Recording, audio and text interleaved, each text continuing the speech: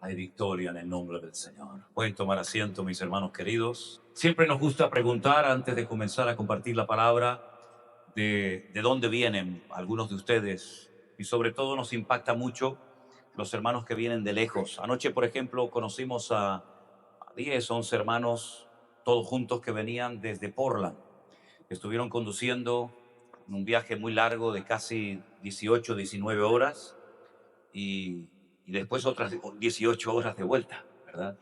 Teníamos anoche también una madre y una hija desde Nueva York que habían venido para estar con nosotros, pero en esta noche también nos gustaría preguntar sobre todo los que vienen de lejos, con muchas horas de conducción o viajando en avión, pues que nos digan, ¿hay alguien que viene de muy lejos y está con nosotros? Con estas luces apenas veo nada, créame, pero creo que hay una mano levantada por ahí atrás, ¿no? ¿De dónde viene usted?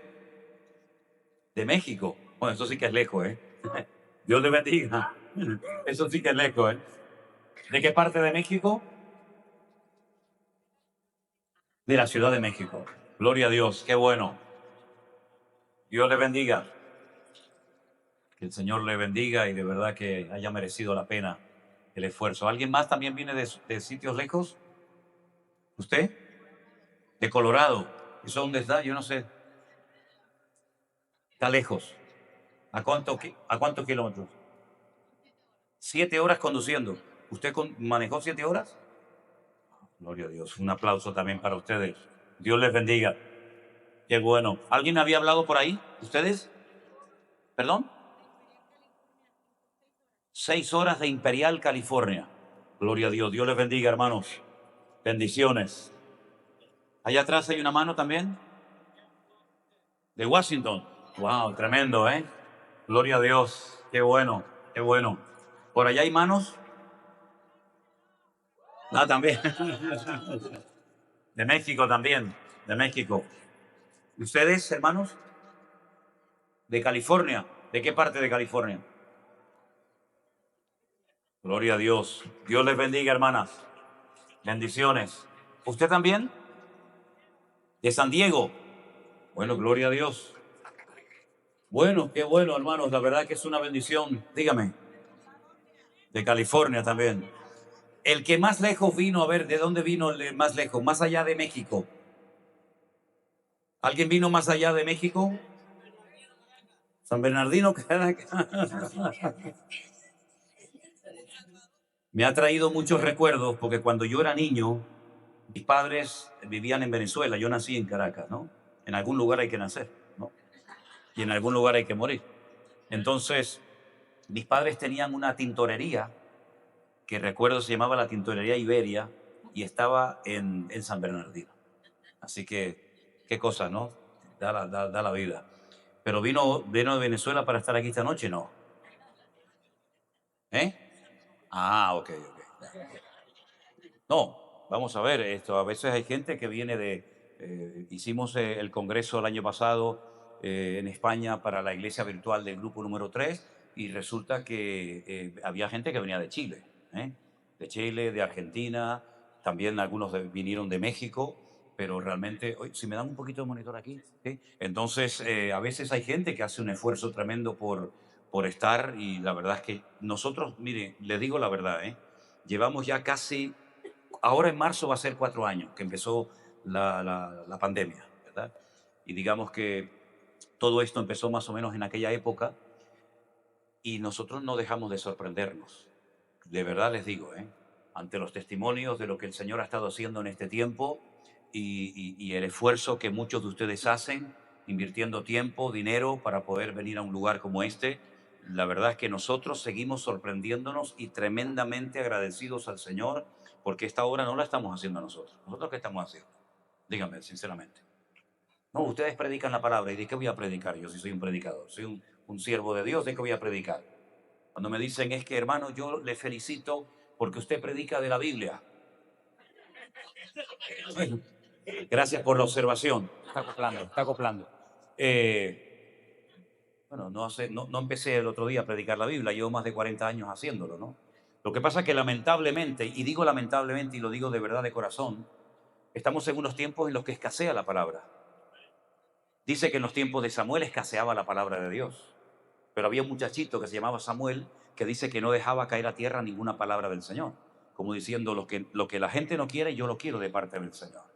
Y es una lástima ver que hay gente que nos dice todavía, pastor, es que donde yo vivo no hay iglesias de sana doctrina. Y eso es una tragedia, eso es una tragedia. La iglesia virtual no tendría ninguna razón de existir si todas las iglesias del mundo predicaran la sana doctrina y en vez de ser circo y en vez de tener a payasos predicando en el púlpito, hubieran hombres de Dios que predicaran la palabra al que le guste bien y al que no también. Pero lamentablemente lo que se busca es gente, porque la gente como que te da caché, ¿no? Como que te da categoría, te da más importancia, y la gente son diezmos, y la gente son ofrendas, y la gente son primicias, y todo el rollo y todo el negocio que se ha montado, lamentablemente. A mí me da mucho dolor porque cuando yo empecé en los caminos del Señor, el evangelio me predicaron era muy sencillo, no era tan complicado. Pero parece que hoy en día, pues todo tiene que ser pagado, todo tiene que ser con un esfuerzo siempre de los mismos, porque claro, cuando se predica del evangelio de prosperidad, yo digo, ¿prosperidad para quién? Prosperidad para todos, digo yo, ¿no? Si hay para todos, y si no hay, no hay para nadie. Lo que no puede ser es que 200 siempre prosperen al mismo. No, es que el pastor, sí, sí, claro, pero es que como viven esa gente, deberíamos de vivir todos. Pero lamentablemente no es así. Entonces, mi querido hermano, nosotros no hemos cambiado. Claro, lógicamente, hoy en día, pues claro, viajamos y conocemos gente, pero nosotros sabemos perfectamente que el servir al Señor no es el vivir a costa del pueblo. Si yo tengo que pagar para predicar, pagamos, no hay ningún problema. De hecho, hemos invertido muchísimo dinero en obras, pero no para recibir un beneficio a cambio, sino porque el Evangelio es esfuerzo, el Evangelio es sacrificio. Y el Evangelio a veces, hermano, pues conlleva el privarte de muchas cosas.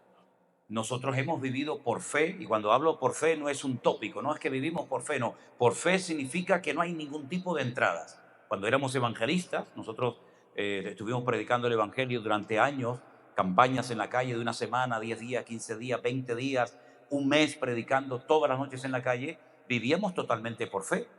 Yo recuerdo en el año 89, la mayoría de ustedes no habían nacido, en 1989, pues estábamos abriendo una iglesia en una zona de España que se llama Galicia, de donde es Elena, y nos visitó un misionero argentino y nos hablaba de las maravillas que en aquellos días estaban sucediendo en Argentina, de las campañas, del avivamiento, de cómo la gente se convertía. Y claro, nosotros éramos dos jovencitos y yo era loco de Sudamérica, a mí me encantaba todo lo latino. Y yo quería ver todo eso, yo quería algún día servir al Señor como evangelista. Y yo le dije a Elena, tenemos que ir a Argentina. Y en aquellos años, queridos hermanos, le cuento esta anécdota, no sé si en alguna ocasión la he contado, yo creo que sí. Uno dice, no sé si la he contado, pero ustedes saben, hermanos, hasta cuántas veces voy al baño, porque ustedes como están todo el día ahí viendo todo, pues dicen, no, eso ya lo dijo, no, eso fue allí, no, eso fue allá, ¿no? Entonces, perdóneme si repito la anécdota, ¿no? En los periódicos en aquellos años, cuando la gente venía a España para quedarse a vivir en España, lógicamente al llegar a la frontera, la policía te pedía el ticket, el billete del boleto de avión de ida y de vuelta. Pero como se quedaban, el billete de vuelta, digamos que lo perdían. ¿Qué es lo que hacían? Lo anunciaban en los periódicos. Billete para el día tal a Argentina. Y entonces nosotros teníamos que comprar billetes de otras personas porque no teníamos ni dónde caernos muertos. No teníamos nada, pero queríamos ir a Argentina a ver, a aprender. Y entonces teníamos que comprar el billete de una mujer, el billete de un hombre y el billete de una niña, porque Priscila en aquellos años era una niñita de 2 añitos. La que tiene ahora 37, tenía 3 años. Y claro, no era fácil. Todos los días leyendo el periódico había gente que se quedaba, pero no eran mujeres ni niños, hasta que finalmente pudimos comprar billetes que no eran nuestros. Es decir, que si el avión se hubiera caído, nosotros no figurábamos en la lista de muertos. Estábamos vivos porque viajamos a nombre de Perico de los Palotes y Juana García Rodríguez, ¿verdad?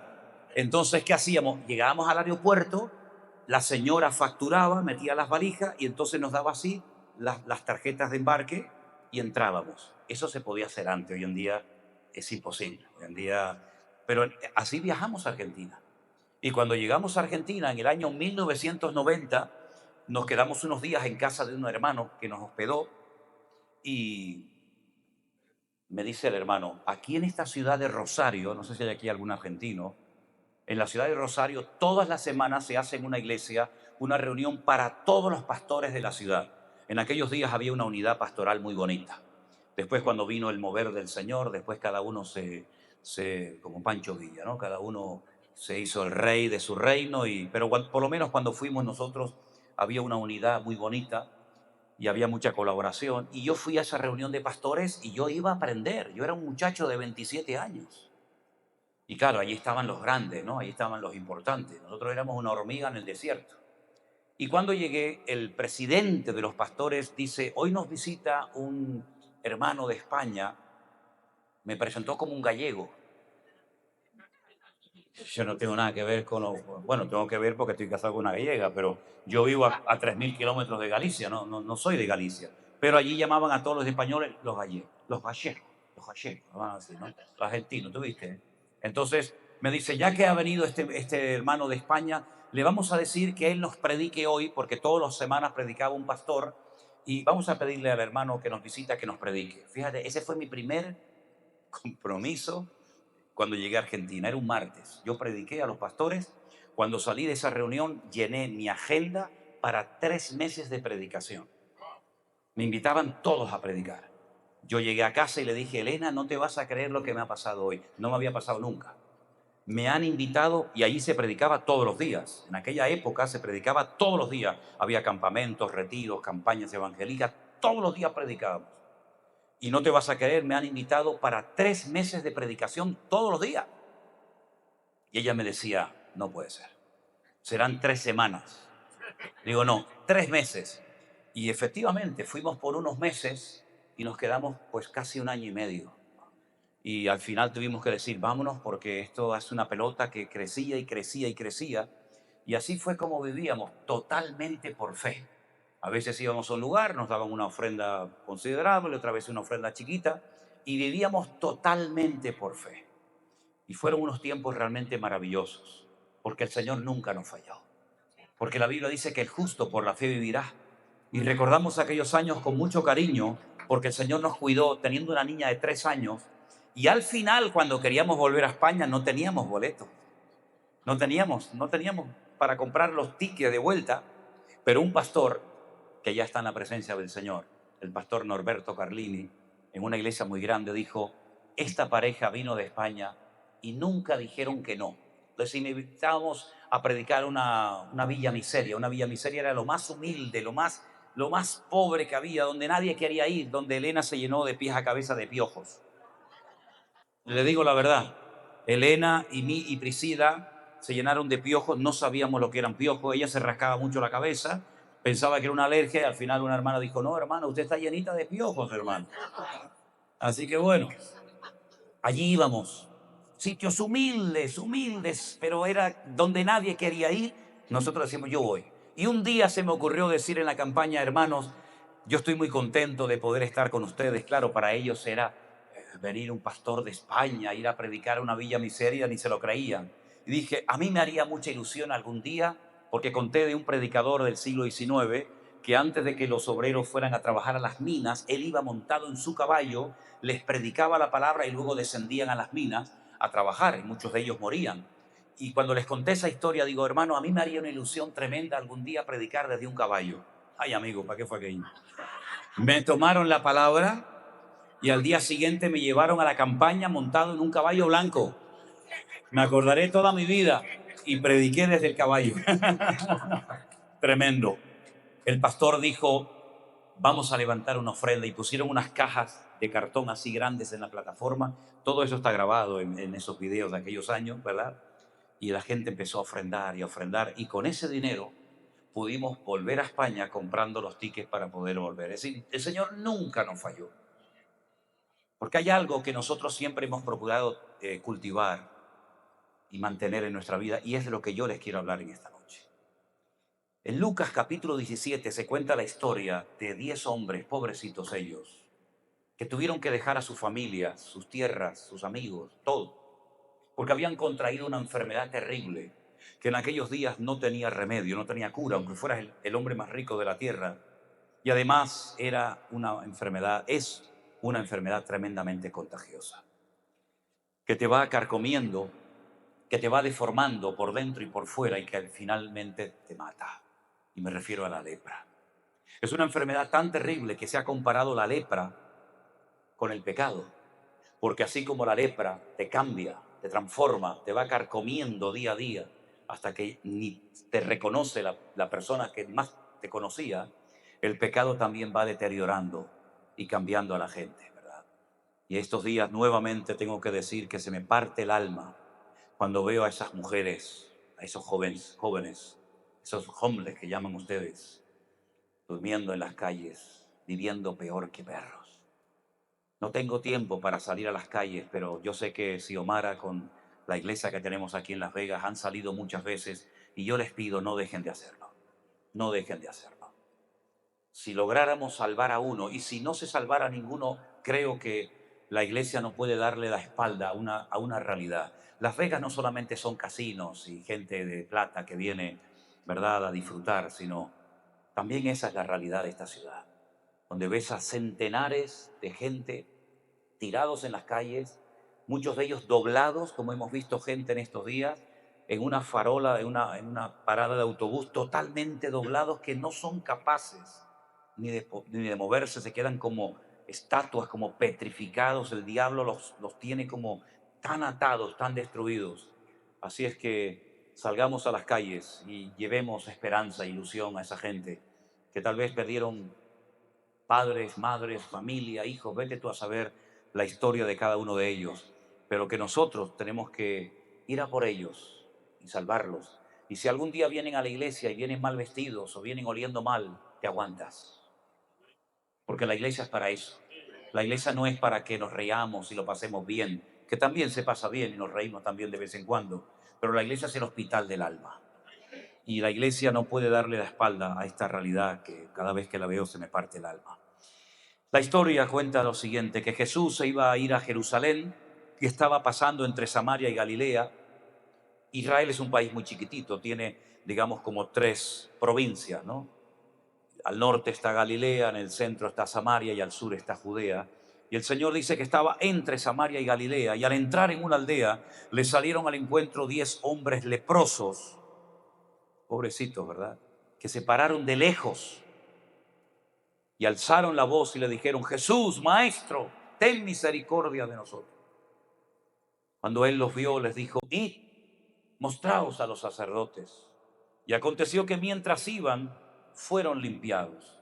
Los sacerdotes eran los que hacían la función como de médicos. Ellos observaban, según el libro de Levítico, ellos observaban las llagas, las heridas, y diagnosticaban, decían si era algo que no tenía nada que ver con la lepra y podían vivir en comunidad, en sociedad, o tenían que aislarse para siempre.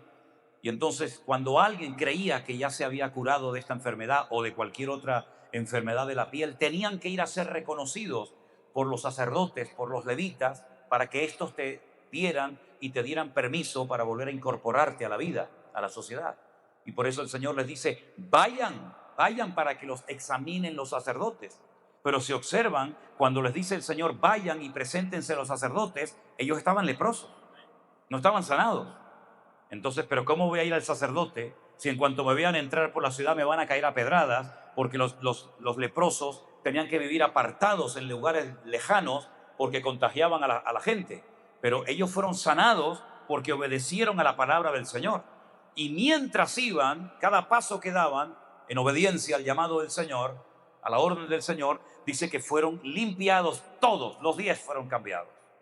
Entonces, uno de ellos, viendo que había sido sanado, todos habían sido sanados, pero uno en particular, dice que volvió glorificando a Dios a gran voz. Gloria a Dios. Se postra en tierra a los pies del Señor, le da gracias y dice: y este era samaritano. La gente no quería saber nada de los samaritanos.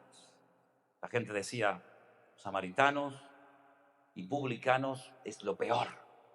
Y curiosamente, el que vuelve a dar las gracias no era un judío, sino mira tú por dónde, era un samaritano. El Señor le dice, ¿no eran 10 los que fueron limpiados? ¿Dónde están los otros 9? Mira cómo el Señor esperaba que volvieran todos, pero lamentablemente no volvieron. No hubo quien volviese y diese gloria a Dios, sino este extranjero. Y le dijo, levántate, vete, tu fe te ha salvado. ¿Cuántos dicen amén? Yo quiero hablar en esta noche acerca de una de las virtudes y características más importantes en la vida de un hijo de Dios, como es la gratitud. Yo he aprendido, no es tampoco tan complicado, no hay que ser muy listo, a decir gracias en 11 idiomas diferentes. Porque esa es una de las palabras para mí más importantes que todo el mundo debería de aprender desde pequeños.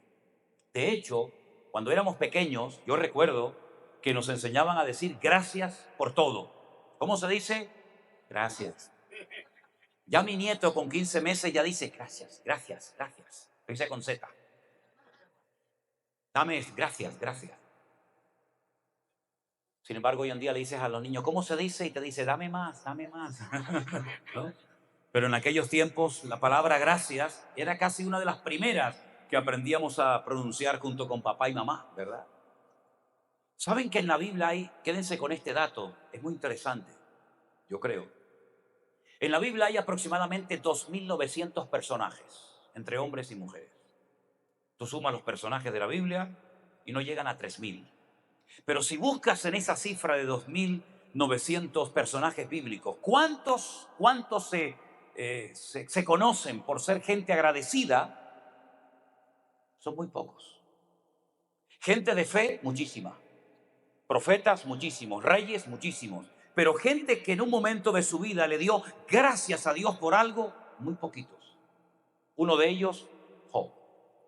Un hombre que humanamente hablando no tenía muchos motivos, ¿no? Para darle gracias a Dios. Perdió su matrimonio, perdió su salud, perdió su patrimonio, perdió sus amistades, lo perdió todo, pero él seguía alabando a Dios y llegó a decir aquello de, aunque tú me mates, yo te seguiré alabando y adorando, porque yo sé que mi Redentor está vivo. Y vemos que es un hombre que a pesar de su triste condición, a pesar de su miseria, a pesar de su enfermedad, a pesar de todo, siempre fue un hombre que no perdió su integridad y su gratitud al Señor. Siempre le daba gracias al Señor, aunque a veces no entendía nada, pero siempre fue un hombre agradecido. Otro hombre que expresa gratitud muchas veces en la Biblia fue, por ejemplo, David. David en muchos salmos y en muchos momentos de su vida es una persona que le da gracias al Señor, porque él sabe perfectamente que él le debe la vida al Señor y que el Señor lo ha protegido y lo ha cuidado de guerra, lo ha cuidado de gigantes, lo ha cuidado de enemigos, de dentro, de afuera. Y es un hombre que se caracteriza por ser un adorador, pero también por ser un hombre tremendamente agradecido.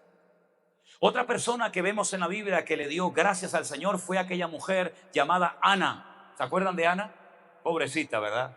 Dice la Biblia que ella llevó durante años aquella afrenta, aquel dolor de no poder ser madre. Todos los años iba a la casa del sacerdote Elí en Shiloh y un día se quebrantó delante del Señor, derramó su alma delante del Señor, le prometió al Señor que si era madre y tenía un hijo varón, se lo consagraría al Señor todos los días de su vida. Y cuando el niño fue destetado, dice la Biblia que le dio gracias al Señor por haber respondido a su oración.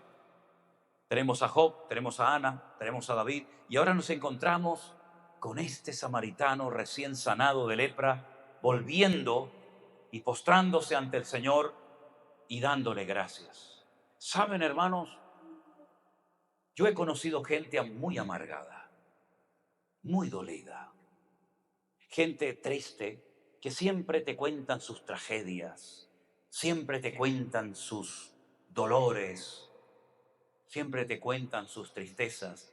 Y en el fondo, cuando los conoces un poco, te das cuenta que no han aprendido el poder de ser agradecido a Dios.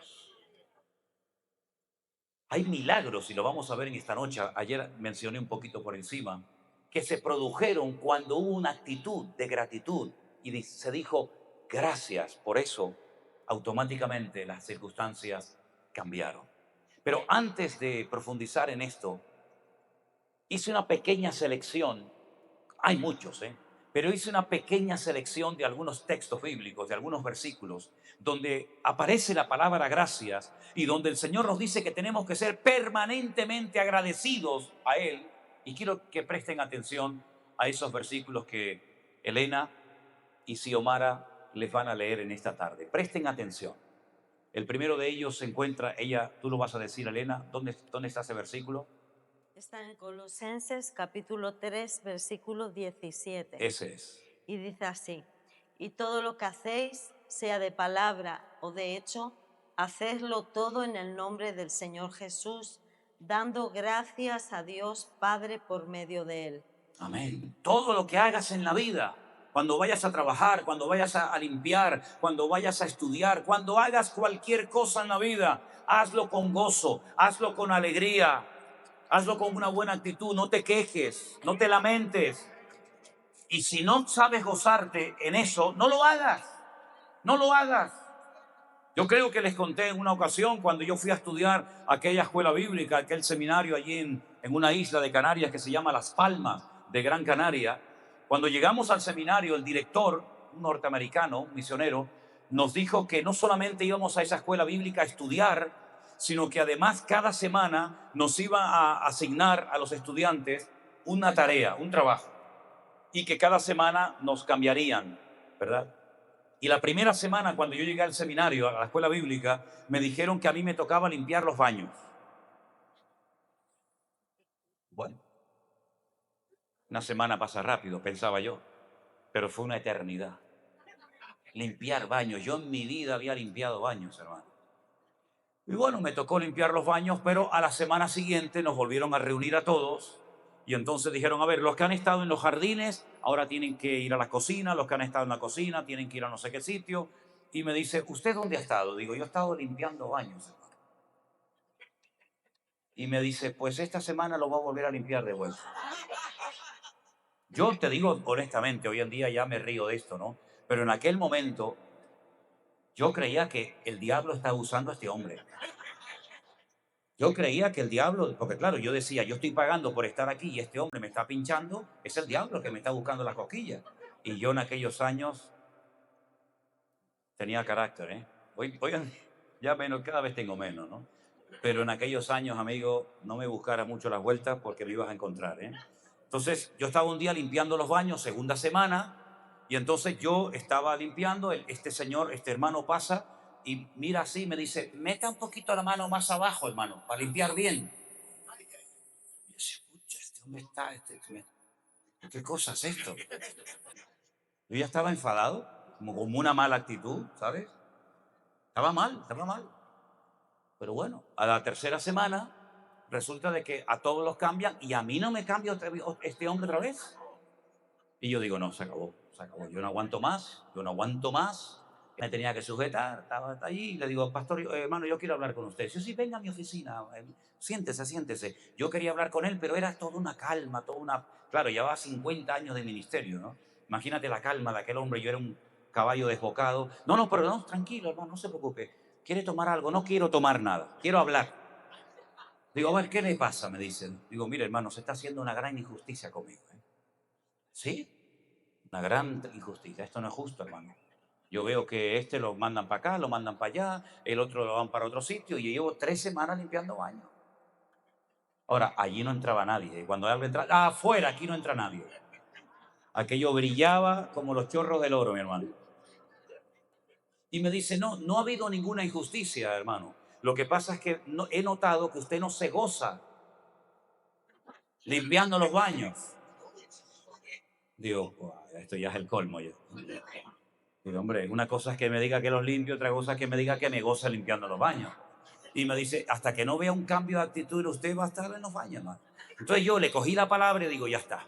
Me puse, para tocar la guitarra y para cantar en los baños es lo mejor.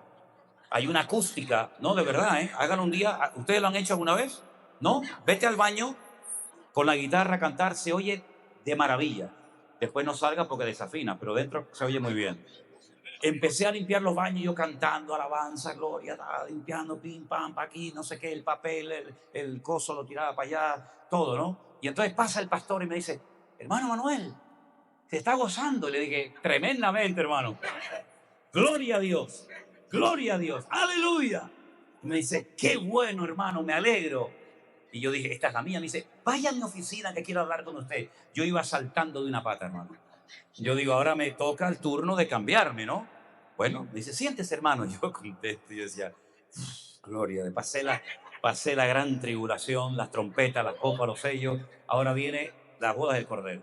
Y me dice, ¿cuánto tiempo le falta por terminar sus estudios? Digo, bueno, estoy en el primer año, me queda todavía este y 2 más.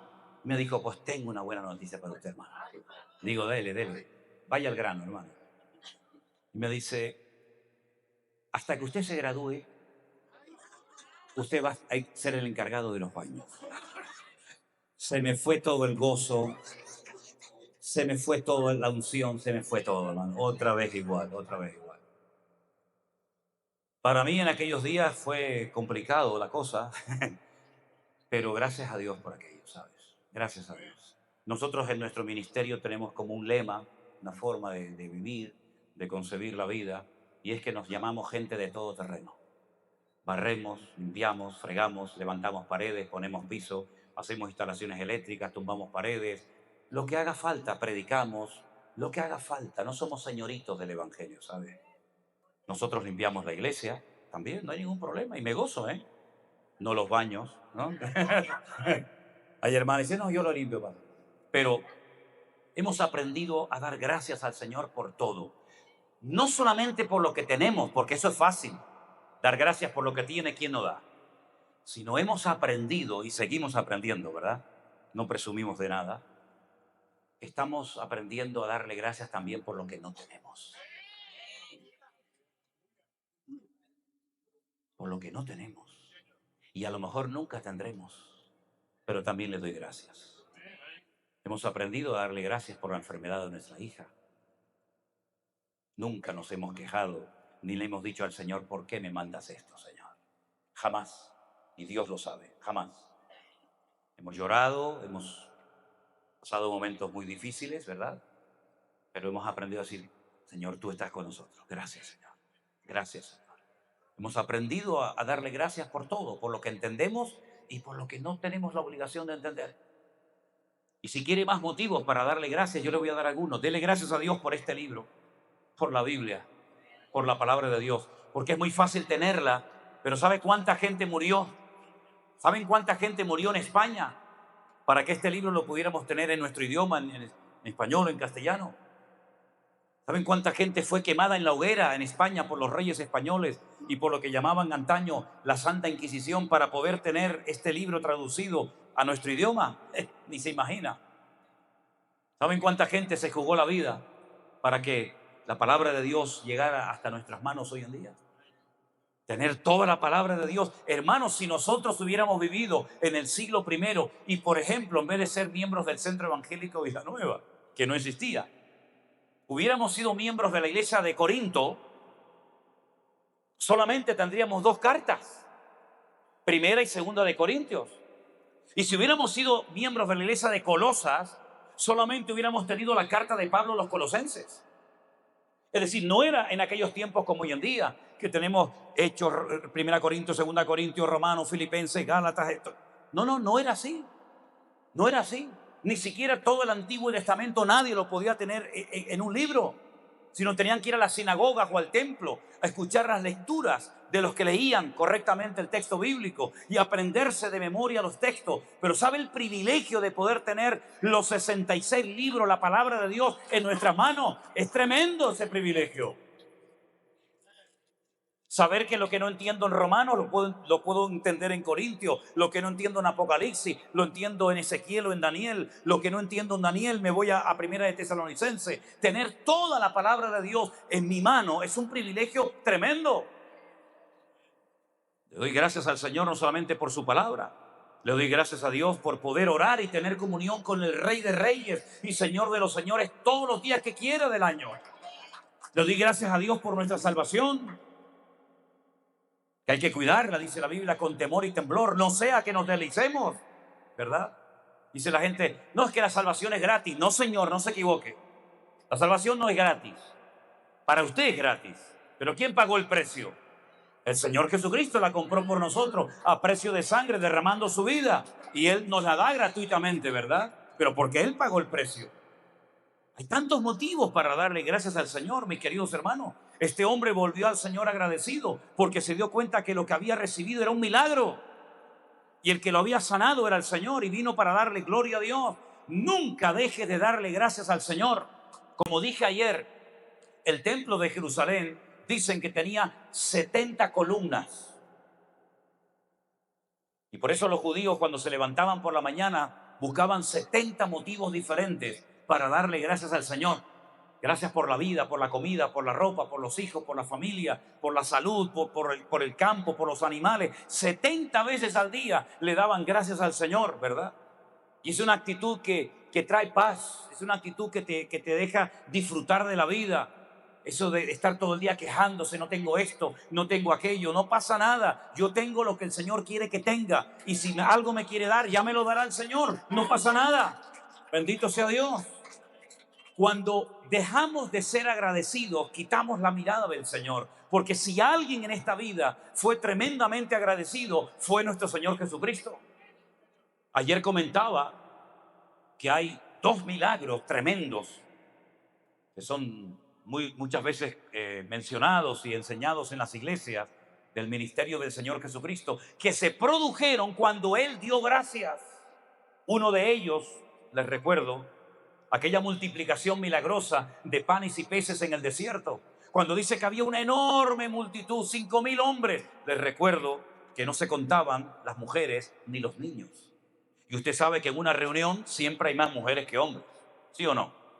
Esto de la iglesia virtual es un milagro, porque muchos maridos que no leían la Biblia, muchos maridos que no querían ir a ninguna iglesia, con esto de la iglesia virtual y con esto de que vemos los devocionales y todo esto, pues como que se han ido animando, ¿no?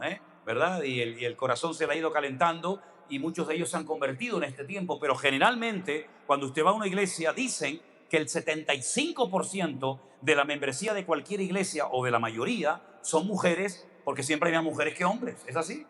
¿Verdad? Así que si había 5,000 hombres, calcule usted la multitud de gente que había en aquel desierto, muertos de hambre. No había supermercado, no había ningún lugar para comprar comida. Y además le dicen al Señor, cuando el Señor les dice, no despidan a la gente, aprendan a trabajar bajo presión,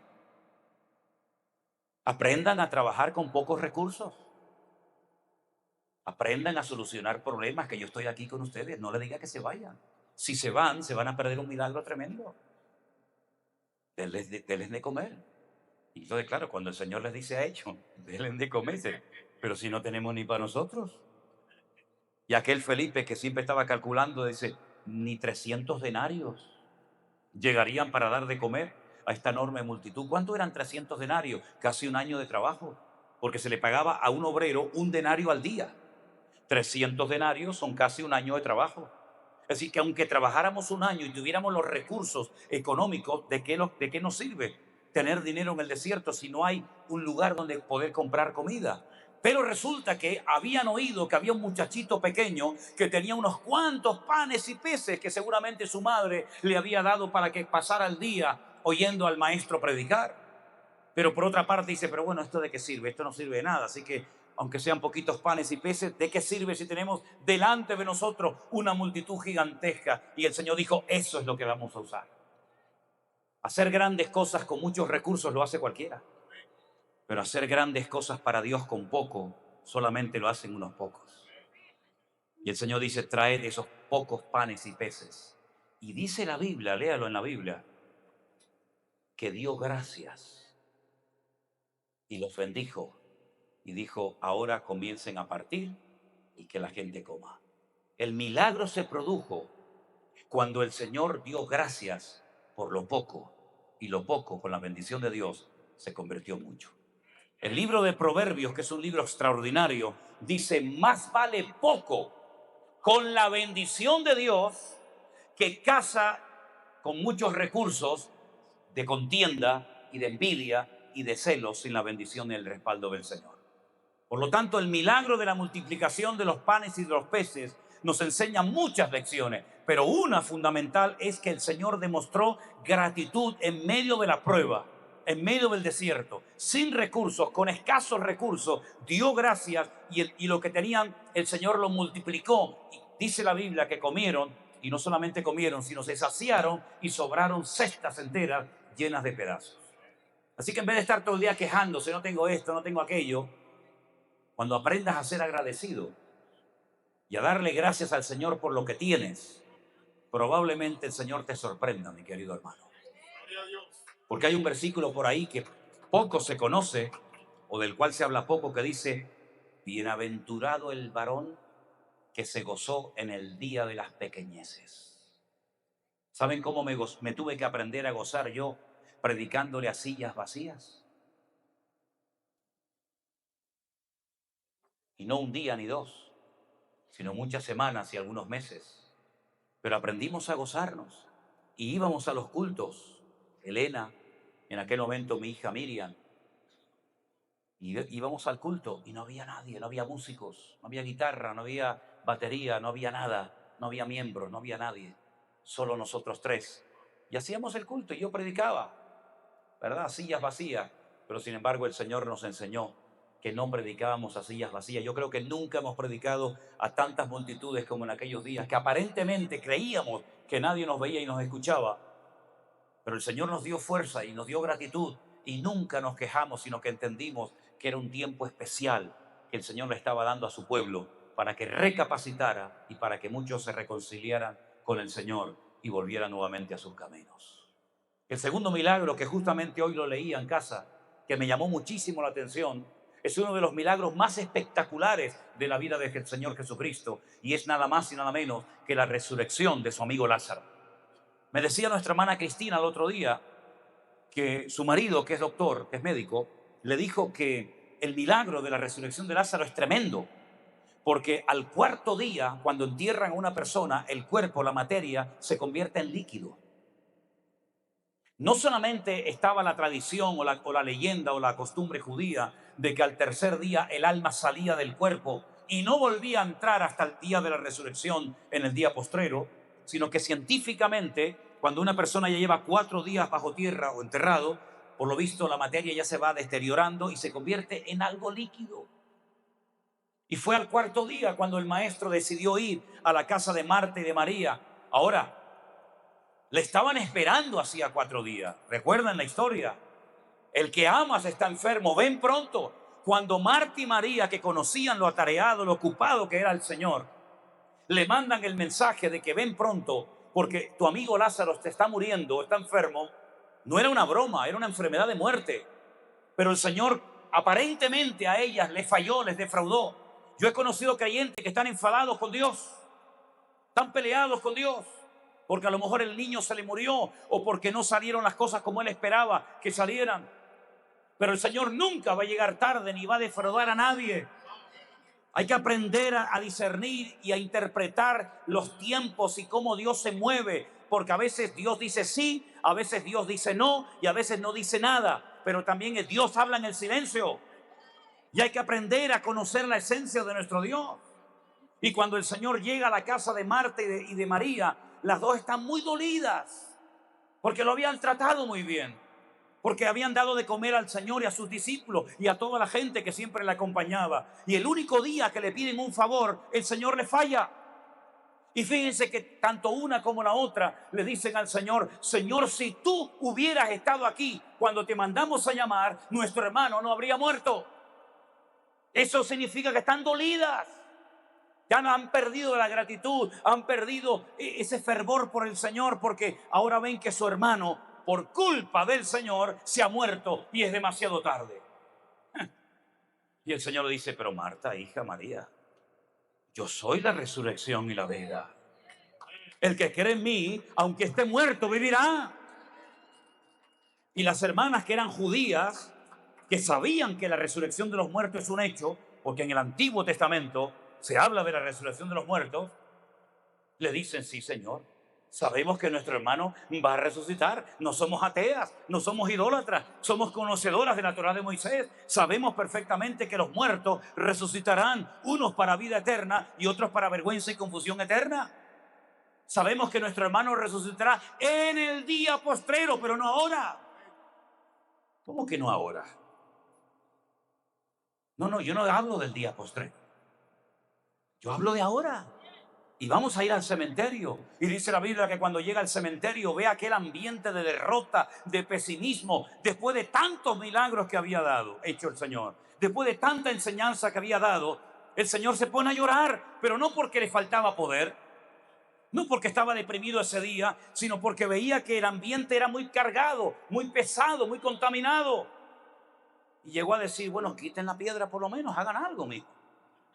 Hagan algo. Déjense de quejar. Quiten la piedra por lo menos. Y le dicen, pero ¿cómo vamos a quitar la piedra si sabes el olor que va a salir de allá adentro? Dándole consejos al Señor. Qué tonterías decimos cuando estamos desanimados, ¿verdad?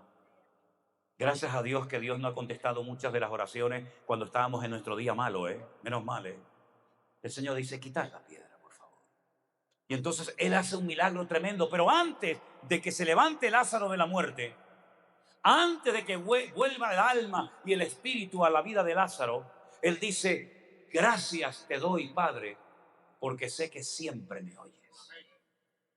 Fíjense que ante un milagro tremendo, hermano, porque había resucitado gente que recién acababa de morir.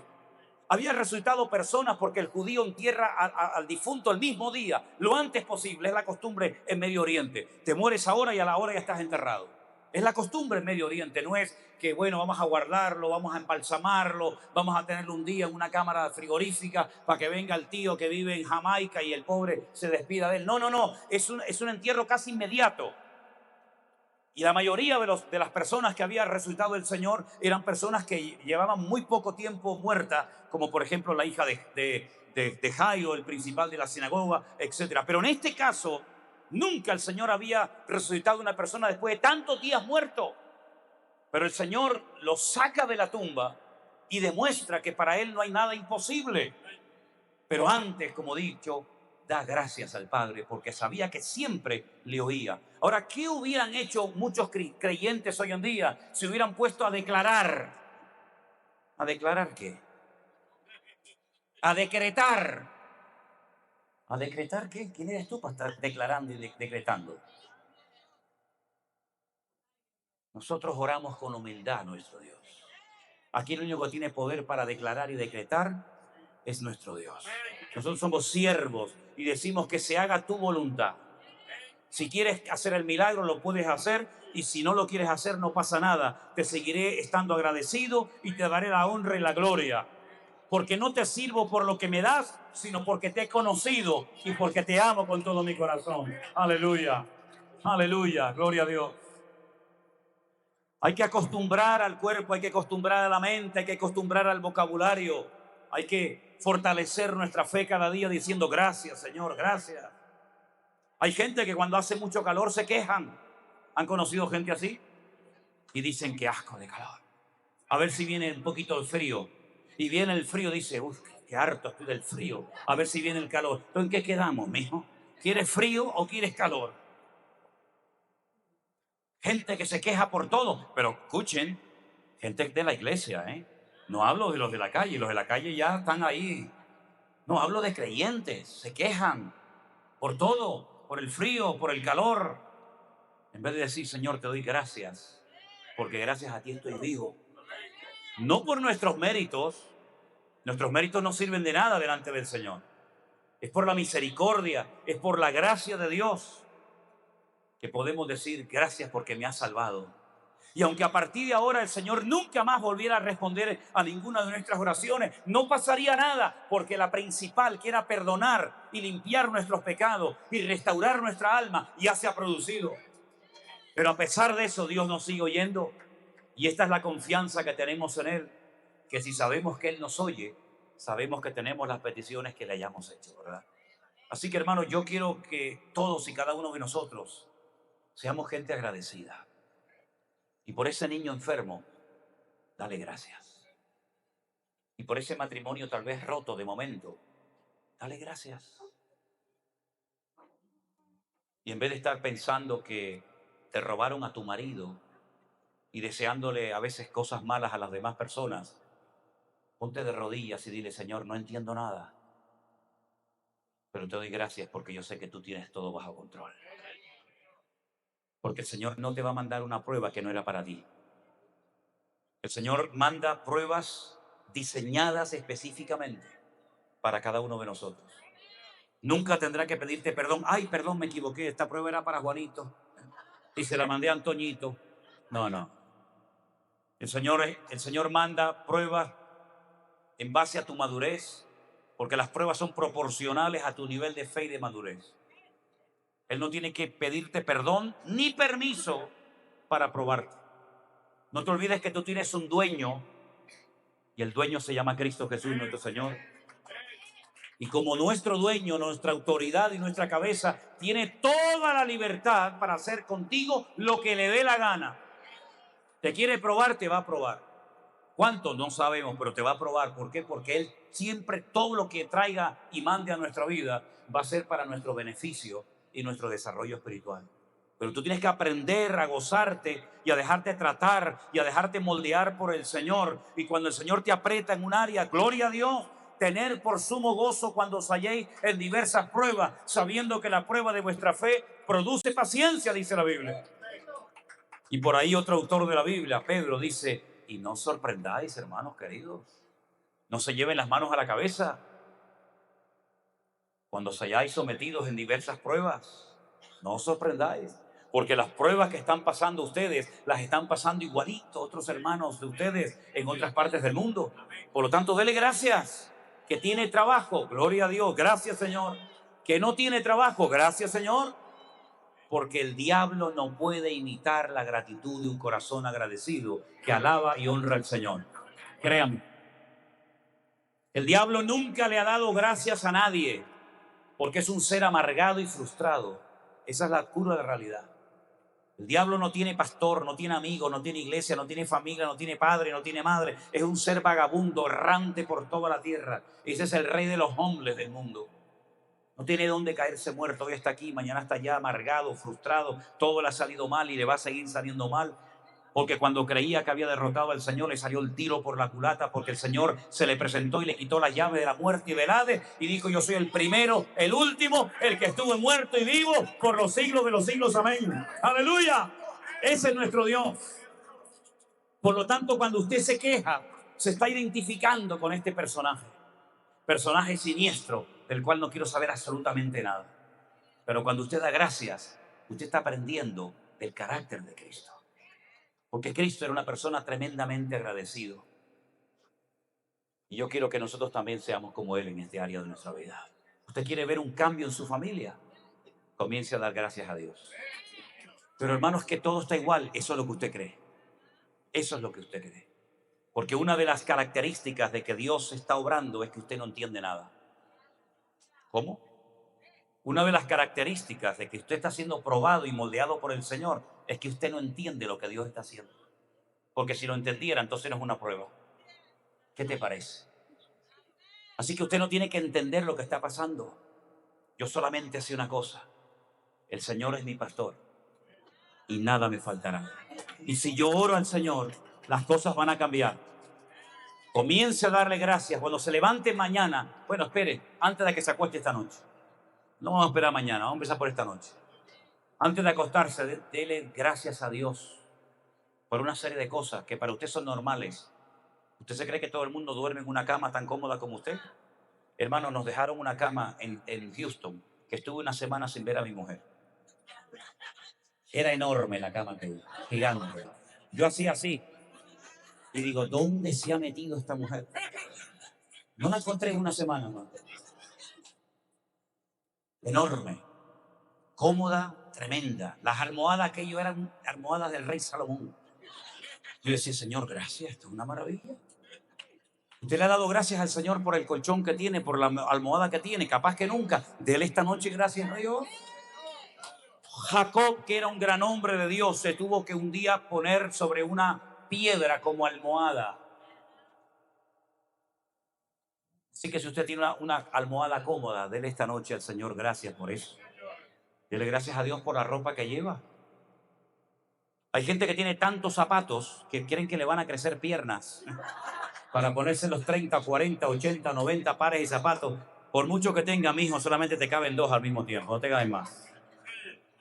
Ya no saben dónde meter los zapatos.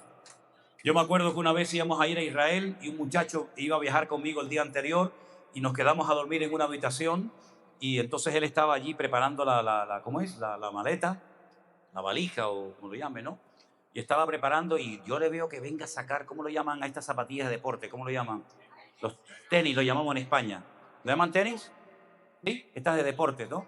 Ok, y él empieza a sacar unas y otras y yo digo, pero muchachos, ¿esto qué es? Parecía un vendedor estos ambulantes. Digo, pero ¿cuántas zapatillas lleva, mijo? Dice, no, yo llevo aquí, digo, la roja, la amarilla, la verde, la azul. Digo, ¿y para qué? No, porque estas son las que me pegan con la camisa roja. Y estas son las que me pegan. Digo, dame el favor, coge todo eso y me lo tiras para allá y que me llevas uno solo, más la que te llevas puesta. Déjate de bobería. Camisa, corbata. Yo este año, para la gloria de Dios, y Elena que está ahí te lo puede decir, me decían, papá, ¿qué queremos? ¿Qué quieres que te regalemos? Digo, nada. ¿Cómo? Digo, nada. Si a mí no me hace falta de nada. Gracias al Señor, zapatos tengo más que suficiente. Mira, tengo tantos zapatos que con la poca vida que ya me queda en comparación con la que he vivido, no los voy a gastar nunca. Así que se me van a quedar nuevos. Camisas, corbatas, pantalones, Biblia. No me regalen nada, le dije a mis hijas, ¿verdad? Tenemos más de lo que necesitamos. Incluso comemos más de lo que necesitamos para sobrevivir. Hay algunos que están cenando y ya están pensando en el desayuno de mañana. Santa, venga a comer. Los hermanos, que Dios los bendiga. ¿Eh? La bendición de Dios. Había un hermano que yo le decía, hermano, es más fácil saltarte que darte la vuelta. Te pisaba y decía, descansa en paz. Mire, querido hermano, aprendamos a darle gracias a Dios. Mire a los hermanos que están a su alrededor. Uno dice, Dios mío, hemos logrado en eventos como este juntar a gente que no se conocían de nada, incluso a veces hasta de la misma ciudad, que no se conocían.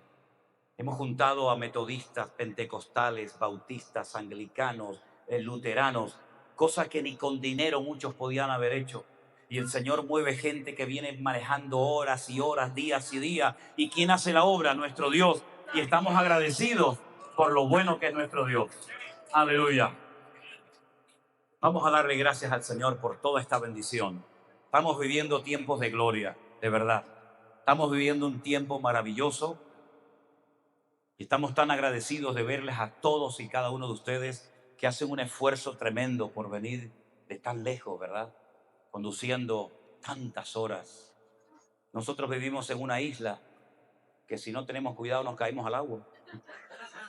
Yo no creo que tenga más de 150 kilómetros de largo. Por eso cuando la gente me dice, no, yo vengo conduciendo, uy, que se me va a acoplar esto. Yo vengo conduciendo 7 horas, 8 horas, y digo, yo en 8 horas me recorro la isla 50 veces, ¿no?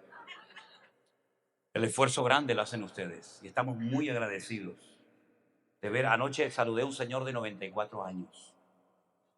Hoy saludé a señoras también ya de una cierta edad. Hermanos, gracias, porque ustedes son un ejemplo. Ustedes están dando ejemplo a tantas personas. ¿Cuántas veces se ha orado por la unidad de la iglesia?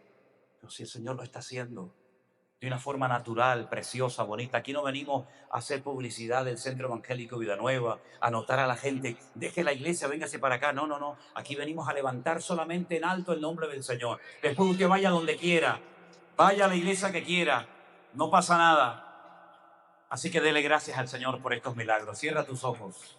Aleluya. Al Señor que es nuestro Rey de Reyes y Señor de Señores, le damos toda la gloria y la honra y la alabanza. Gracias, Señor. A los que han venido nuevos esta noche por primera vez, invitados por un amigo, por un padre, un hermano.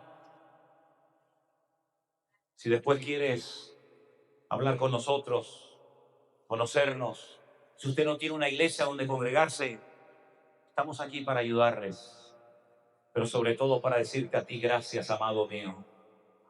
Gracias, mi Señor, Dios Todopoderoso, por todo lo que nos estás permitiendo ver y disfrutar. Porque dice tu palabra que cosas que el ojo no vio, ni el oído oyó, ni subieron al corazón del hombre. Son las que tú has preparado para aquellos que te aman de corazón y de verdad. Aleluya, gracias Señor. Les invito a ponerse de pie conmigo en esta noche y cantar a nuestro Señor con gratitud. Aleluya. Gracias Jesús. Aleluya.